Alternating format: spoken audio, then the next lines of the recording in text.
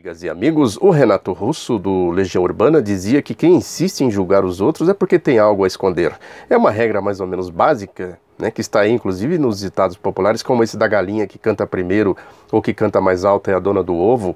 Serve para definir exatamente quem são esses moralistas sem moral, de que dizia a presidenta Dilma Rousseff. Serve fundamentalmente para a gente definir por que surgem personagens como o moralista sem moral Mor, que é o Sérgio Moro, o juiz Sérgio Moro. Sempre surge assim em situações de graves crises econômicas, né, que consequentemente geram crises políticas. Não é só no Brasil que isso acontece, nos Estados Unidos com Trump, na França com Marine Le Pen e etc. Né? Na história surgiram aí os Adolf Hitler, Mussolini, né, o pastor Jim Jones. Né? Também tem esse tipo de gente. O Bolsonaro teve um bolsonarista que me mandou um vídeo para fazer provocação do Bolsonaro num evento lá na cidade paulista de Barretos, uma festa lá de rodeio, alguma coisa assim, né? Que ele é um vídeo homofóbico, que não é novidade em se tratando do troglodita Bolsonaro. Que ele começa dizendo o seguinte, que ele tem uma missão de Deus para pôr o Brasil nos trilhos, dentro da moralidade. Os moralistas sem moral, né, sempre surgem, portanto, essa história. É isso, né, não fazer o julgamento moral das coisas. Como dizia o Spinoza, o Baruch, filósofo holandês, nem rir nem chorar, apenas entender. Eu falei aqui recentemente que esse caso da delação aí desse ex-advogado da Odebrecht sobre esse amigo do Sérgio Moro que intermediava as negociatas da Operação Lava Jato era apenas a ponta de um enorme iceberg, porque eu tenho estudado isso, não é de hoje, não é de agora que eu venho falando isso. O que são as negociatas das delações premiadas da Lava Jato, o que é a Operação Lava Jato, uma grande operação de ocultação de corrupção, de politicagem golpista. Não à toa que ela é a vaca sagrada dos golpistas, é o partido único do golpe. Tem todo esse sentido. E tem vários casos aí. Aí essa manipulação, porque nem a Revolução Russa, que foi um processo complexo para tentar dar respostas às contradições que se acumularam ao longo da história, conseguiu dar conta de tudo isso. O que seria do século XX sem a Revolução Russa, que abriu vastos horizontes para a humanidade, que possibilitou grandes progressos sociais, né, mesmo nos países que nunca chegaram nem perto do socialismo. O estado de bem-estar social, as conquistas sociais aqui no Brasil, por exemplo, CLT, todo o processo aqui nosso de progresso social se deve muito aos ventos que sopravam de Moscou. Um pouco de medo da direita de que as coisas aqui também virassem, né, e um pouco também da influência das ideias civilizatórias da Revolução. Tem até um livro que eu quero mostrar aqui para vocês, lembrei agora, que é uma coletânea de artigos. Tem um artigo meu aqui também, que tem na editora Anita Garibaldi, analisando o que foi o processo civilizatório representado pela Revolução Russa. Mas é isso, a Primeira Guerra Mundial, que possibilitou que surgisse o socialismo na Rússia, depois a União Soviética, que as contradições da Primeira Guerra Mundial foram levadas para a Segunda Guerra Mundial e teve todo aquele banho de sangue histórico, que se não tivesse a União Soviética, que venceu a guerra praticamente sozinha, o que seria do século XX? Não se trata aqui de fazer apologia da teoria do que seria se fosse, mas é fácil a gente imaginar para onde estaríamos caminhando sem esse processo complexo para tentar resolver esse acúmulo de contradições. Aí surgem, claro, né, o fascismo é isso, é a solução fácil para problemas complexos. O velho liberalismo levou ao fascismo. Né? E depois, com a crise aí do socialismo, o fim do chamado bloco soviético, o velho liberalismo emergiu aí com cara nova, que é o neoliberalismo com traços de fascismo. O Estado totalitário, o controle midiático dos aparelhos ideológicos. Claro que tem características típicas de fascismo. E é isso, né? Principalmente a manipulação política e ideológica, a manipulação das massas, o controle rigoroso com mão de ferro da circulação de informações. Tem casos concretos, a Operação Lava Jato é isso, ela se sustenta nisso, esse conluio com a mídia. Né? A mídia é o pilar central do processo da Operação Lava Jato. Basta ver os acontecimentos. Tem aí, por exemplo, o Joesley Batista, da JBS, dizendo que vai apresentar extrato das contas que ele diz que tem na Suíça, que abasteceu Lula, Dilma e o PT. Por que a Operação Lava Jato não descobriu isso antes, já que tem aí acordos com o Ministério Público da Suíça, com a Polícia Federal Americana, da Justiça Americana, etc. O Sérgio Moro vive lá fazendo palestra e fazendo sabe-se lá mais o quê. Agora descobriram, por acaso, isso aí vem o Joelis Batista dizendo isso. Isso é uma história velha, né? Já em 2005 tem a história da conta em Luxemburgo, que envolve inclusive esse caso. É que eu falei aqui que essa revelação do ex-advogado da Odebrecht era a ponta de um enorme iceberg, e o iceberg vai surgindo aos poucos. Esse competente jornalista aí do Diário do Centro do Mundo, esse site, vem revelando algumas coisas que são beiradinhas ainda do iceberg.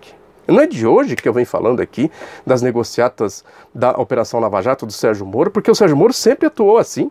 Esse caso que estourou aí tem tudo a ver. O Joaquim Dantas descobriu aí coisas, por exemplo,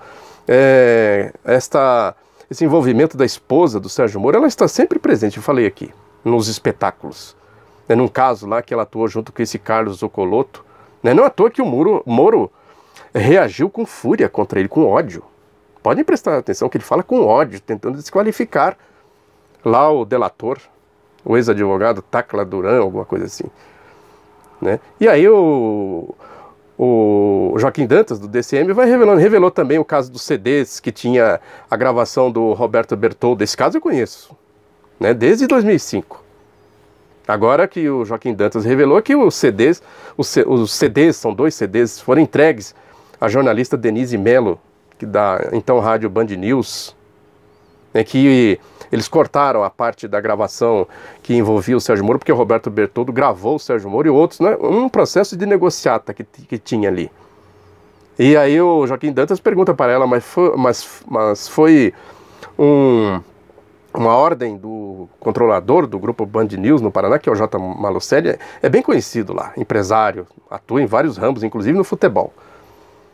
Né, que é amigo do Sérgio Moro. Ele se compõe, é um compadrio, aqui, uma promiscuidade que eu venho falando aqui, não é de hoje. E ela disse que não, que o Moro não era o Moro na época, mas era o Moro. Naquela época ele já estava envolvido com o caso, foi o primeiro caso que ele julgou, né, do consórcio Garibaldi, né, que envolvia lá um empresário chamado Amílcar de Aguiar Maia, que é genro do ex-governador do Paraná, o Ney Braga, da época da ditadura, que envolveu também um conhecido ex-deputado federal do Paraná, Antônio Celso Garcia, o Tony Garcia, né, que foi preso, depois foi solto. Daí esse Roberto Bertoldo, que era advogado do Tony Garcia, né, fez essas escutas. Né, depois esse Tony Garcia andou com um gravador, tentando pegar... Tudo esquema do Sérgio Moro. Tentando gravar pessoas para fazer delação premiada e tal. Né, porque o Roberto Bertoldo foi contratado pelo Tony Garcia para limpar a barra dele, porque ele não poderia ser candidato, ele queria ser candidato a senador, e em 2002, e o Roberto Bertoldo, que era advogado, foi contratado para tentar conseguir um habeas corpus, uma liminar, para que ele pudesse ser candidato, já que ele estava condenado, envolvido lá no caso do escândalo, crime contra o sistema financeiro, né, que tinha lá o Sérgio Moro. Tinha o Carlos Fernando de Santos Lima, não é de hoje que os dois andam ali juntos. Eu venho falando aqui. O Dallagnol apareceu um pouco depois na Operação Banestado, mas é a turminha, a patotinha. E ele conseguiu a liminar, né, lá no tribunal, num dos tribunais de justiça do Paraná. E o Tony Garcia pôde ser candidato com base nessa liminar. E aí envolve todo um esquema, não dá para detalhar aqui por causa do tempo. Esquema de compra. Né, é que isso que eu venho falando do Poder Judiciário. O que é o Poder Judiciário? Né, tem num trecho de uma gravação, aparece lá uma conversa desse Bertoldo com uma cafetina lá de Curitiba, né, que ela diz que ela dava festinhas para juízes. Veja bem, o Bertoldo, a cafetina e os juízes. E isso está na gravação que ele fez, que o Bertoldo fez. Né, que ele diz aqui que ela conversando com ela, falando como é que é aí os juízes, dá para levar, dá para comprar, não dá para comprar, né? E ela diz aqui, eu fiz uma festa, conversei com alguns e tal. Ele pergunta qual festa? Ela diz aqui, fiz tanta festa para atender juízes que nem sei que festa é esta. Festa com prostitutas nos hotéis de luxo lá de Curitiba.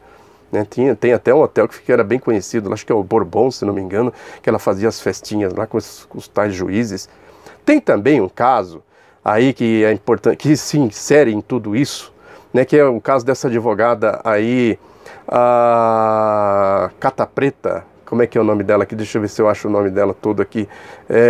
Essa que foi para os Estados Unidos, um caso que foi bem rumoroso e que ela pegou alguns casos aí para fazer a intermediação da delação premiada e disse depois que estava sendo pressionada, um caso assim meio esquisito, até hoje não apurado, e se mandou, estava sendo ameaçada, pressionada, as delações premiadas, negociatas das delações premiadas. Eu não estou achando o nome dela aqui, mas é alguma coisa Cata Preta, Beatriz Cata Preta, né, que ela fez, ela pegou 9 delações, né, da Lava Jato, né, disse que advogou aí, fazendo isso que o ex-advogado lá da Odebrecht está acusando o amigo do Sérgio Moro.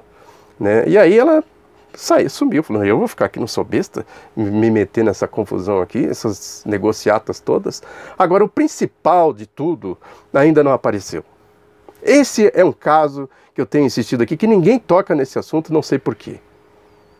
Talvez ainda as pessoas não tenham se dado conta da gravidade, que é o caso de Maringá, do Irivaldo Souza, que o Sérgio Moro começou lá com ele, estagiário, na época que houve o desvio lá em valores atualizados, 1 bilhão de reais da Prefeitura de Maringá com os tucanos. Esse Irivaldo Souza foi condenado, é um evangélico.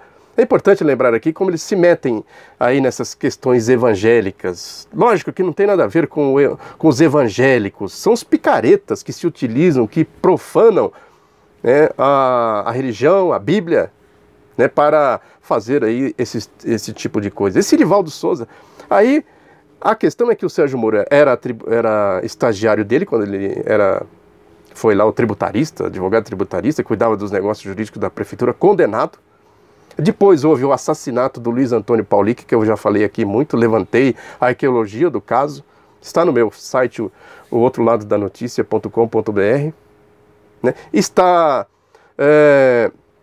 também lá numa vara federal de Maringá tem o caso. Esse Antônio Paulic apareceu assassinado no porta-malas de um carro, agora recentemente, coisa de 1 ano e meio, 2 anos. E esse Irivaldo Souza fez uma festa interreligiosa lá no Paraná, com transmissão ao vivo da CBN, com espetáculo, com Sérgio Moro aparecendo de terno preto, gravata vermelha, como se fosse um ator de Hollywood.